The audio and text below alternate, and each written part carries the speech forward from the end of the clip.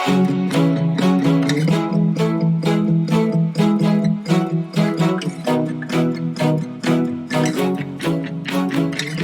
to this session on the thing about demand generation, conversations with B2B marketers, and what truly matters to building scalable, sustainable, and substantial marketing growth. I'm joined today by Taylor Simmons, someone that I've worked with in the past, who is a demand generation and growth hacker by trade. And we're going to talk a little bit about what's important when it comes to B2B marketing and demand generation. So Taylor is a baseball player and a rugby player. I guess one of the things I'd like to understand is, how has your sporting experience informed your career in marketing?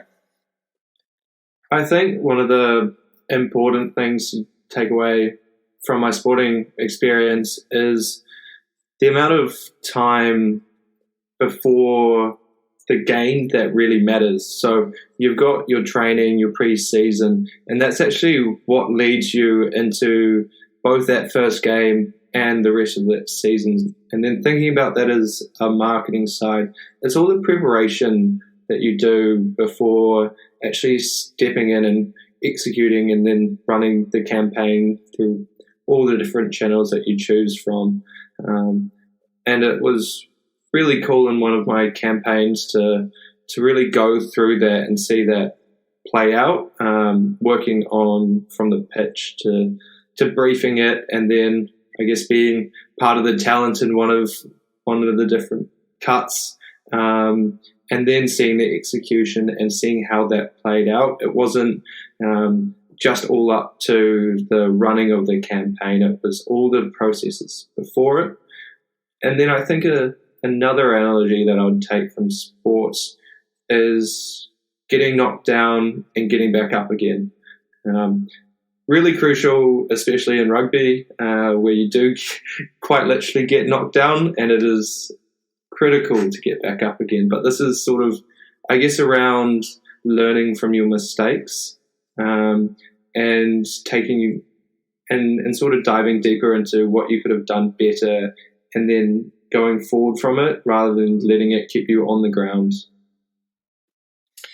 And I guess one thing that is probably true, and I'm curious to see whether you agree with this idea or not, is that marketing is really a team sport, whereas sales is probably more an individual player sport.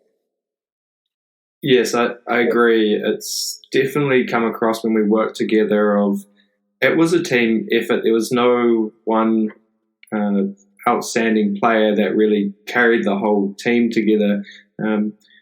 And much like sports, you've got to work together as a team to achieve your goal, from having your content strategist, your videographer, to your growth marketer, all working and in sync with your graphic designer, creating the pieces so that everything actually works together and you are able to achieve your goal together.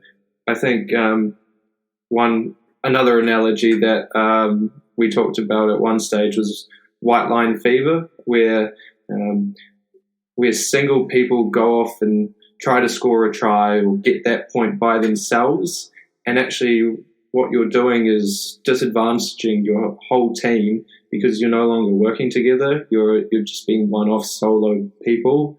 And in the scheme of whether it's running a campaign, you can't do that. Otherwise, you've done your job, but everyone else is still lacking behind, and you can't actually finish the team effort. Yeah, that's quite a good analogy, actually, this idea of white line fever, in the sense that I think that too often there is this focus on lead generation as being the holy grail of what it is that you're trying to do, where it's actually looking at it more holistically about how you're supporting the sales process, how you're enabling sales to be more effective and close effectively, with the supporting content that it's just as important that you have that content that is going to support the closing process, be it in the form of remarketing, be it in the form of testimonials, or how-to videos that are just as necessary for any given campaign to be successful. Yes, and as my role as a demand generation lead, you would think that all I worry about is leads, and they are important. But of course, you can also get lots of different leads. You can get leads that aren't valid, and then you can obviously get your sales qualified lead or marketing qualified lead, call them warm leads, hot leads. But it's one thing for you to gather a lead, and then they'll be there. They might be getting your email workflows, your email campaigns that you send out, which is another touch point. But then they need to validate your product, your brand, and create that trust. And I think that's definitely a huge part of content marketing is looking at that trust building and the content that you're producing that a potential customer or client can actually align with and better understand your value proposition and go, you're a key player within the market, I can trust you, and then convert from a lead to a sale. Great. And I guess one thing that's probably a question that kind of comes up, as a 20-something and a 2019 graduate, of marketing, why should I, as an employer, take you seriously? Like, you've been in some ways significantly impacted around with the pandemic and your ability to actually make a difference in marketing. So I guess I'm curious, as a digital native, i.e. a 20-something, and as a pandemic graduate, what are some of the insights and the value that you bring to the table that might not be so obvious to a listener or a potential employer? Heading into 2020 was definitely an interesting year, getting my first job, and then within 3 months, heading into lockdown for 2-3 months, and it was quite tough, but it also opened your eyes into, I guess, the importance of being digitally native and understanding the opportunities there are within the digital space, whether it's for marketing or other opportunities. When people are locked inside, which may or may not happen in the future, but people are definitely more aware of being at home and being less out and about for health and safety reasons. So it's sort of, I definitely saw a huge shift between, I guess, your usual above-the-line marketing through billboards and banners, which less played an impact. Whereas I guess the rise of social media started to really boom, and the importance of it flowing from trends of Facebook, Instagram to the complete uprising of TikTok, and understanding the importance of making sure your marketing is targeted to the platform itself. Nowadays, Facebook and even Instagram marketing is completely different to Google display marketing, but then again to TikTok marketing, which in itself now looks like a TikTok, whereas previously you would have never thought to have content that looks so organic that you could confuse it for someone's post or video. So I think it's created a sort of understanding within the digital space that definitely wasn't there before, but I've been able to ride that wave with it, and not sort of being stuck in my way of above the line marketing or even below the line mailers and billboards and radio. Actually, even TV play less of a part, especially with streaming services now. there's less of a urge to look towards TV advertising. But what I've now come to have learned is actually you can get YouTube on TV and you can actually target that as advertising, which I don't think would have been thought of too much before the pandemic. Actually, that's a good point. I guess it was from a demand generation campaign that we were involved with that came to light, that people are actually watching YouTube on TV screens. It's kind of obvious at one level, but talk us through what we found in the UK as a microcosm, if you like, or a distinct geography. So I guess within that campaign that we worked on, specifically targeted to the UK, we found that YouTube TV, in terms of brand awareness, was actually really significant compared to your spends. So I think we were spending $10 a day, but getting 10,000 eyes on the screen per day. And the big part was with our advertisement, we'd created a 14-second ad, which for YouTube fits within the unskippable category. So we knew that for that 14 seconds, a user would have had to have watched our ad, whether they were scrolling on their phone, I guess we didn't know, but it's still there, the sound's there, and it's actually, I think personally we created some engaging ads, so my hope is that each day those 10,000 people were actually impacted and wanted to find out more. I guess this is the opportunity for us to play the ad video, put it up for people to see what we're talking about.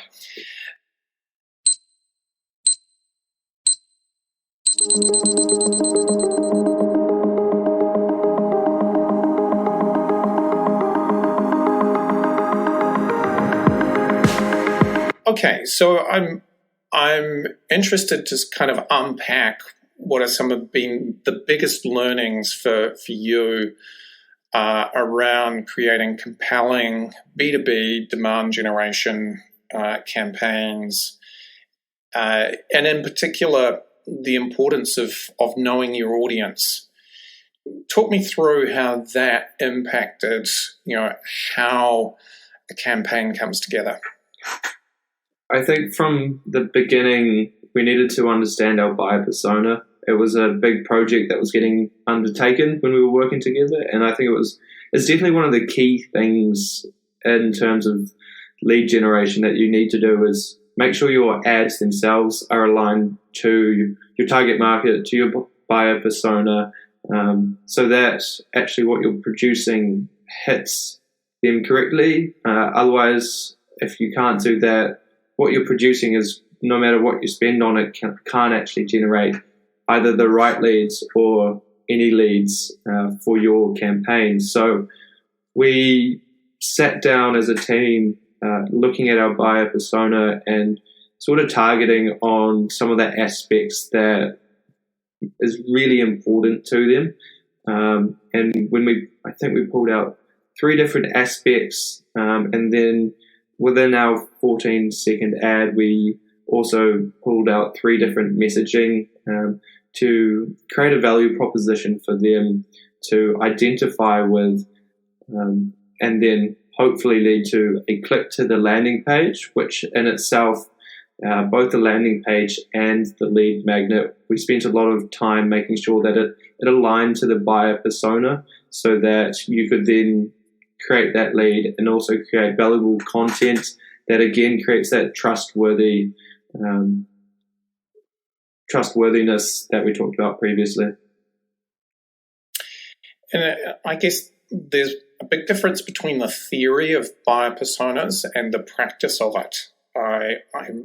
I know from my experience that doing HubSpot courses, for instance, they talk about the importance of buyer personas, but generally speaking, in my experience, I've seen only a sort of fleeting engagement with the idea of a buyer persona. Most organizations, like the theory of it, but the actual practice and, putting it to work in a way that really makes a difference to a campaign is something that I've rarely seen out there. What was the biggest thing for you around, the difference between the theory of buyer personas and their application to a campaign and the actual practice? What was kind of like the X factor in your opinion? I think the true X factor is the amount of information a well-rounded buyer persona gives you. And it's specifically key to when you're creating your audiences within the likes of Business Manager or your Google Ads, because without fully understanding your buyer persona, what is their demographic, what do they like, what do they dislike, you take all of that info and then you're able to better put that into the likes of Facebook Business Manager to segment your audience and better target them so that you're not spending your money on this wide target market that you think that you've actually done the time and research into identifying the specific audience that you relate to. And I think that's incredibly key and potentially slightly misunderstood. I think we saw that you can often come across, one person's opinion on who the target market is, which is a whole segment. Buyer persona really looks at the specific sort of personas within that target segment so that you know that you don't apply to the whole broad spectrum that is your target market. You're specifically looking at key personas, and then you can target them directly rather than trying to target everyone, or you're targeting a very small niche of them. That's quite an interesting segue into this idea around internal alignment being crucial. And I think that that's one aspect of buyer personas, coming back to your point around different people having different opinions about who to target and how to target them, that if you're not all aligned around the persona that you're going after, the origin story or the backstory to those personas to be able to, create content that resonates, but also make sure that you're gaining efficiencies in terms of, your ad spend or your media spend. Talk to me a little bit about how misalignment impacts your ability to get results as a member of a marketing team. I think misalignment can play a huge part in seeing results, whether that's internal results or external results. Creating our buyer personas was a big process that we actually needed to go through all our internal stakeholders to make sure that we had alignment with everyone in the company, and seeing that play out. But internal alignment or misalignment actually can really impact your business, especially if internal clients play a big part in your business itself and understanding their importance within your structure. I think we saw that it also played a part in when we looked at KPIs of are leads important, or is there something else that is really important within the company? So I saw a huge impact with some misalignment when we were working together. So if we were to unpack that a little bit, I guess there are a couple of different dimensions to this. Making sure that the organization as a whole is aligned around the target market and the content that you're creating is aligned to that persona, and having agreement on what those personas are, and what are the truly important attributes of those personas, and making sure that the message connects to that persona. But also in terms of the KPIs and the targets that you're going after, being aligned around the thing that truly matters here in terms of getting results. Talk to me a little bit about that side of things. Too much emphasis on the wrong thing, can lead to poor results. Yeah, looking at our, lead side of thing, and especially when it comes to my responsibility, getting leads is one thing, and it's often perceived that the more leads you're getting, the more successful the campaign is, the better everyone else is going to be doing because you've got all these leads. But there's a difference between getting hundreds, if not thousands, of leads, but them being the wrong leads.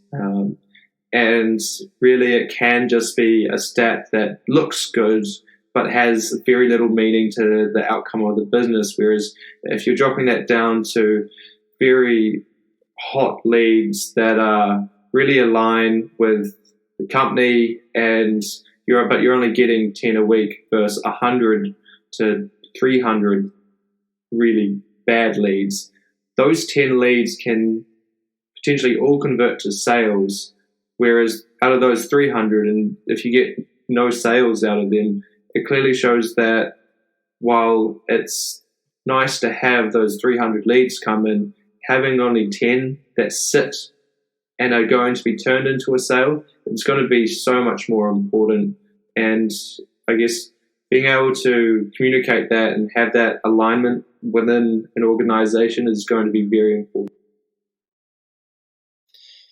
Yeah, I guess one of the things to pick up on here is around some of the sporting analogies and the metaphors that there are, from a team standpoint. That a team that's not aligned doesn't perform well on the field. I think that misalignment sort of really resonates back to the team analogies, where you do need to play as a team, and if you're all playing as individuals, you're going to play poorly and actually not see the results that you're looking for. So, and I think much like the whole pre-season of a rugby season is incredibly important, because that's the part where you're creating that sort of alignment, that communication factor within a team. That's also in marketing, that early on stage of the pitch and brief is where you're getting that initial alignment, so that you know that the process that you're going on is the right process, and that when you see the execution of it, you know that from the beginning you had the alignment that you needed. So coming back to this idea around, KPIs that really matter in terms of pulling together demand generation and hacking growth effectively, what were some of your key learnings from recent experience around the KPIs that really matter? So during that time that we were sort of really focusing on lead generation, we then looked internally and looked at how we can understand, and we ran an internal campaign that was aimed at growth within our current existing audience.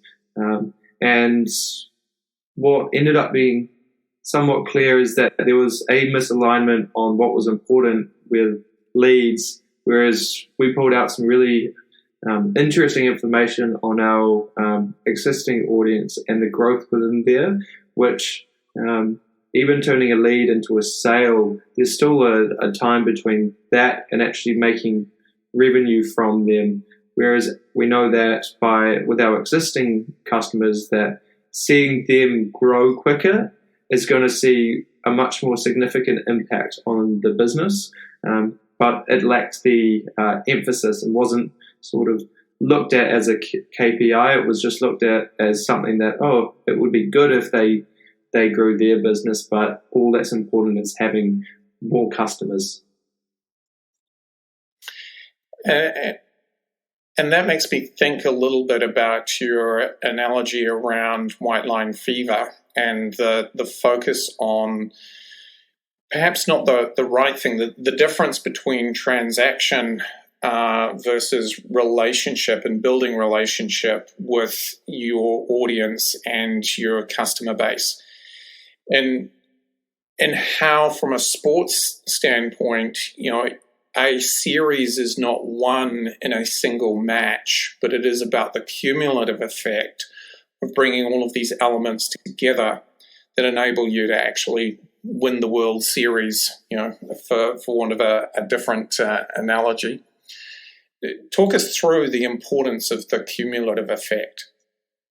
I can see this play actually a really important role within baseball, where if you're not too aware, if you're the offensive team, you've got 3 bases and the home plate, and you've got to go around all 3 to score step on home plate. You can do that by hitting a home run, which isn't easy, and it's great when you do. So I guess if you call that a sale, it's always nice. You've got 1 run on the board. But actually, if you manage to load those bases and then start just getting singles, which in the scheme of things doesn't do much, but if you've got loaded bases and you just get a single, you just get walked, then it doesn't seem great, but you've scored a run, the next person hits another single, they score another run, and it's so much easier to actually just get the small flow-on effect that keeps building and building compared to that just 1 home run and you've got no one there on base and it's just emptied. So actually, by doing small bits at a time, it can significantly sort of pile on. You'll achieve together and you'll start continuously improving. And I guess from a brand building standpoint, it is about that cumulative impact of regular contact. So how often you talk to somebody is a measure of how healthy a relationship is. Another key measure of a relationship just in general is how much you laugh together. And that's also true in terms of, the state of team and culture, your ability to be able to build on these cumulative pieces that are fundamental to forming a relationship in people's minds, which is something that you stand for, something that is your promise, and what it is that you bring to the pitch, so to speak. So I guess that's how I would sum up the importance of demand generation being one component of what it is that you do, A, to build a brand, and B, to build sustainable, long-term, scalable pipeline. Is there anything that you would add to that, Taylor? I think it all works together. Again, much like a team within sports, if you've got your campaigns and your digital advertising working to create lead generation, you've got your content through your social, through YouTube, through LinkedIn, and you're building this trust and thought leadership within these elements. It's all actually working together to ramp up that pipeline of good, high-quality leads, rather than just relying on your advertising alone, which may generate you leads, but it doesn't provide the potential customers or clients with the sort of trust that you are somebody that is worth their time, their money, their effort. And so you'll get these leads, but they're less likely to be high quality, and you're not able to actually wrap that up and also gain organic leads. You'll just be sitting there having paid leads come through, and you'll notice that you'll really suffer in terms of your organic lead growth. Great. Well, thanks so much for taking the time to talk about B2B demand generation from your perspective. Look forward to future chats around similar topics. Yes, that was excellent. Thank you.